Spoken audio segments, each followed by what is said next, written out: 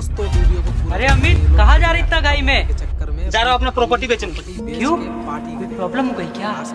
अरे नहीं रे, तुमको पता नहीं 2026 में दुनिया खत्म है। अब 2-4 दिन बचा हुआ तो जा रहा अपना प्रॉपर्टी बेच के पार्टी वार्टी करूंगा। अबे अब तू कहाँ जा रहा है? मैं भी जा रहा हूँ अपना प्रॉपर्टी के कागज लाने।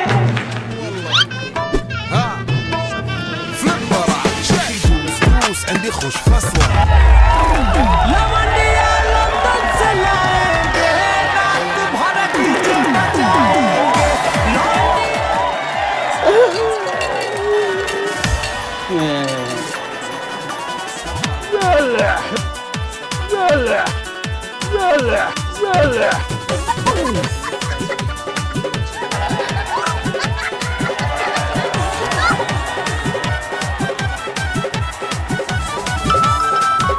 फोन पे में 5 लाख रुपए प्राप्त हुए।